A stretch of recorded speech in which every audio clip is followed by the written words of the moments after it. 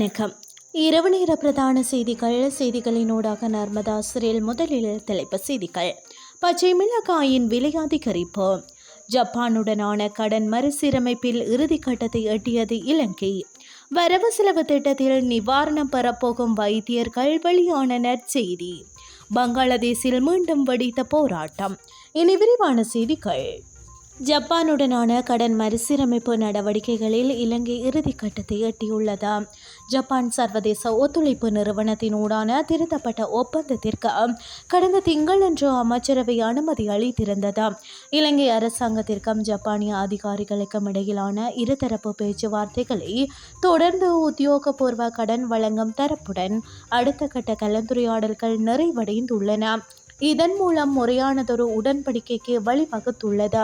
ஒப்பந்தத்திற்கான சட்டப்பூர்வ அனுமதியை உறுதி செய்யும் வகையில் தேவையான ஆவணங்களுக்கு சட்டமா அதிபர் ஒப்புதல் அளித்துள்ளதாக அமைச்சரவை பேச்சாளர் அமைச்சர் டாக்டர் நலிந்த ஜேதிச நேற்று தெரிவித்தார்.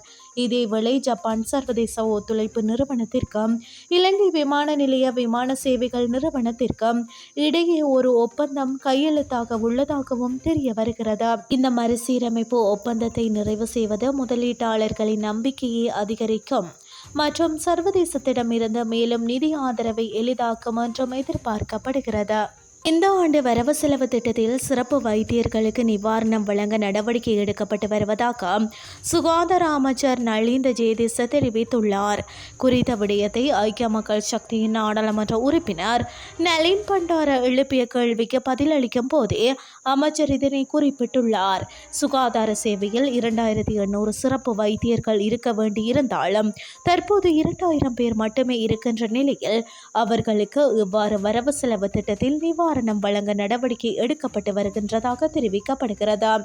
இதேவேளை அரச வைத்தியசாலைகளில் அலுவலக நேரத்திற்கு பிறகு மேற்கொள்ளப்படும் அறுவை சிகிச்சைகளுக்காக வைத்தியர்களுக்கு ஊக்கத்தொகை வழங்க ஜனாதிபதி நிதியம் அண்மையில் தீர்மானித்திருந்தது. 2025ஆம் ஆண்டுக்கான ஜனாதிபதி நிதியத்தின் நிர்வாக குழு முதன்முறையாக கூடிய போது குறித்த தீர்மானம் எடுக்கப்பட்டமை குறிப்பிடத்தக்கது. சந்தையில் பச்சை மிளகாய் 1 கிலோகிராம் 1200 ரூபாவிற்கு விற்பனை செய்யப்படுவதாக தெரிவிக்கப்படுகிறது. இதேவேளை கரிமிளகாய் 1 கிலோகிராம் 1000 ரூபாவிற்கு விற்பனை செய்யப்படுகிறது. மரக்கறிகளின் விலைகள் தற்போது சந்தையில் அதிகரிப்பை பதிவு செய்வதனை காணக்கூடியதாக உள்ளது. கேரட் 1 கிலோகிராம் 520 ரூபாவிற்கும் லீக்ஸ் 1 கிலோகிராம் 400 ரூபாவிற்கும் விற்பனை செய்யப்பட்டு வருவதாக தெரிவிக்கப்பட்டுள்ளது. வெள்ளிமடை உருளைக்கிழங்கு 1 கிலோகிராம் 320 ரூபாவிற்கும் கோவா 1 கிலோகிராம் 400 ரூபாவிற்கும் தக்காளி 1 கிலோகிராம் 320 ரூபாவிற்கும் விற்பனை செய்யப்படுவதாக சந்தை தகவல்கள் தெரிவிக்கின்றன. கடந்த நாட்களில் பெய்த மழையூடான காலநிலையினால் இவ்வாறு மரக்கறிகளின் விலைகள் அதிகரித்துள்ளதாக வர்த்தகர்கள் தெரிவித்துள்ளனர். இனி வெளிநாட்டு செய்திகள்.